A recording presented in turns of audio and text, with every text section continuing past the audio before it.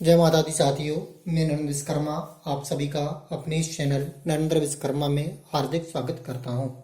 आज मैं आपको पर्यावरण शिक्षण शास्त्र वर्ग 3 से संबंधित पर्यावरणीय शिक्षा के दायित्व के बारे में बताऊंगा। दायित्व, उद्देश्य और प्रयास करूंगा कि महत्व को भी इसी चैप्टर में कंप्लीट कर दूं। तो देखते हैं पर्यावरणीय शिक्षा के दायित्व। तो पर्यावरणीय शिक्षा के दायित्व तो बहुत सारे हैं। दायित्व का तात्पर्य है, यदि हम पर्यावरण शिक्षा ग्रहण करते हैं, हम पर्यावरण से संबंधित जानकारी प्राप्त करते हैं, तो हमारा क्या दायित्व है। तो इससे संबंधित कुछ दायित्व मैं आपको बताता हूँ। पहला दायित्व है जनतांत्रिक कुशलता के विकास में महत्वपूर्ण योगदान देती है। अर्थात हमें जो जनतंत्र है उसकी कुशलता किस प्रकार वह कुशल है, सक्षम है कि नहीं है, इसके विकास में महत्वपूर्ण योगदान का निर्वहन करने का कार्य पर्यावरणीय शिक्षा करती है।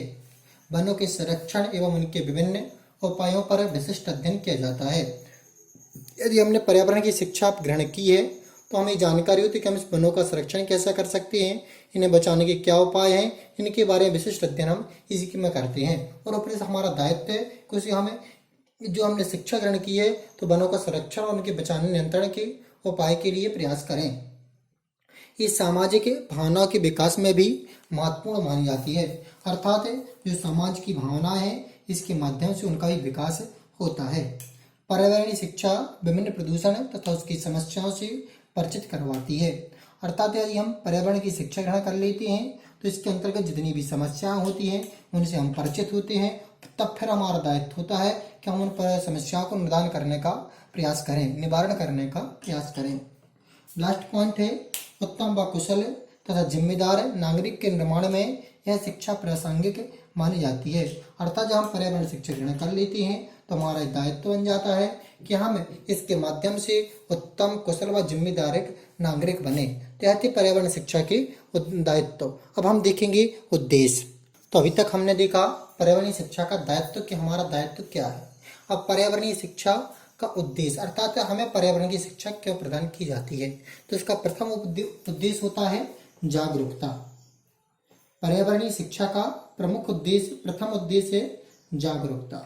अर्थात हमें जब पर्यावरण की शिक्षा प्रदान की जाती है तो हम जागरूक होते हैं। साथ ही हमारा दायित्व बनता है कि हम सभी को अपने पर्यावरण के प्रति सचेत करें,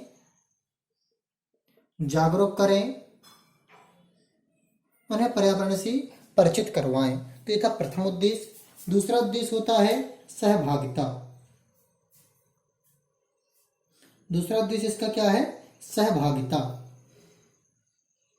तो इसका उद्देश्य है कि जब हम पर्यावरण की शिक्षा ग्रहण कर लेते हैं तो हमारा दायित्व या दायित्व के साथ साथ इसका उद्देश्य होता है। अर्थात हमारा तो दायित्व है ही, जो हमने आपको दायित्व बताई, लेकिन इसका उद्देश्य भी होता है कि हमें पर्यावरण शिक्षा क्यों दी जाती है। तो इसका उद्देश्य होता है कि हमें पर्यावरण शिक्षा देने के साथ से उसका ये लाभ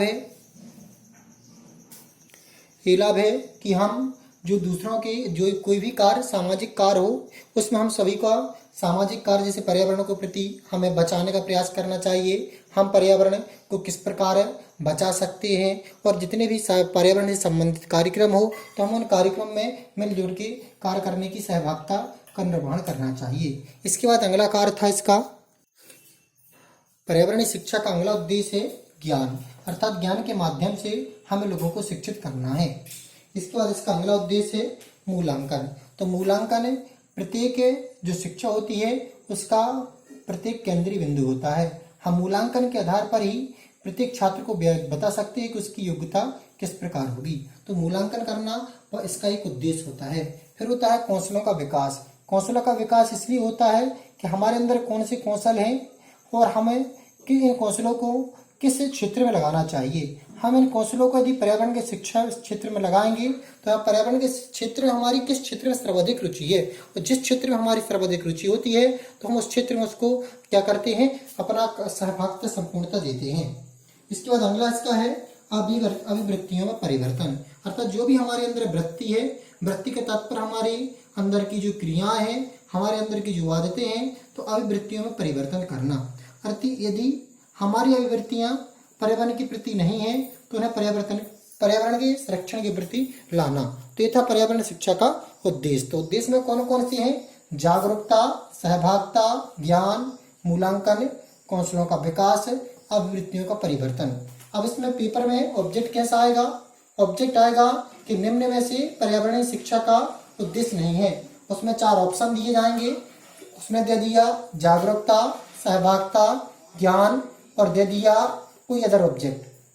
तो वहां पर हम जैसे उन्होंने दे दिया ज्ञान के साथ उन्होंने दे दिया संरक्षण। तो संरक्षण के इसमें दिया है, नहीं दिया तो संरक्षण में हम क्या लगा देंगे? टिक लगा देंगे। या फिर दे दिया नॉन ऑफ दीज, किन में से कोई नहीं। या फिर उन्होंने दे दिया ऑल ऑफ दीज, तो नॉन ऑफ दीज में टिक लगाएंगे, ऑल ऑफ दीज दिया तो ऑल ऑफ दीज पर टिक लगाएंगे। तो ये थे पर्यावरण शिक्षा के उद्देश्य: जागरूकता, सहभागिता, ज्ञान, मूल्यांकन, कौशलों का विकास, अभिवृत्तियों का परिवर्तन।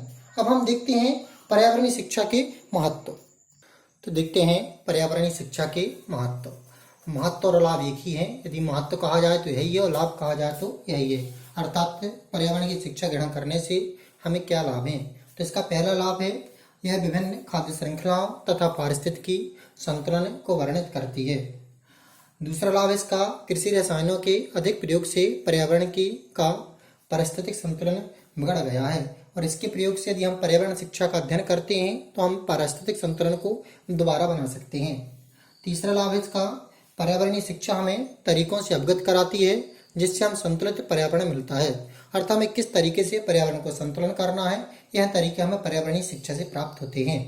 चौथा इसका लाभ है ये शिक्षा अर्थव्यवस्था के लिए तथा मानव समुदाय के कल्याण में महत्वपूर्ण होती है। अर्थात इससे अर्थव्यवस्था में सुधार होता है और मानव का कल्याण भी होता है।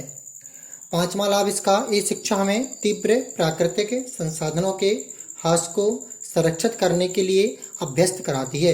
अर्थात हमें किस प्रकार जो पर्यावरण के प्राकृतिक संसाधन हैं उन्हें सुरक्षित रखना है, उन्हें कोई नुकसान नहीं पहुंचाना है और हमें इस प्रकार इन्हें बचाने के लिए क्या क्या प्रयोग करना चाहिए, इन सभी की जानकारी हमें पर्यावरणीय शिक्षा से मिलती है। तो यह था आपका पर्यावरणीय शिक्षा सूत्र एवं पर्यावरणीय शिक्षा तथा सूत्र से संबंधित चैप्टर। यदि आपको वीडियो अच्छा लगा हो तो इस चैप्टर को लाइक कर दें, अर्थात वीडियो को लाइक कर दें और चैनल को सब्सक्राइब कर दें। जय माता दी साथियों।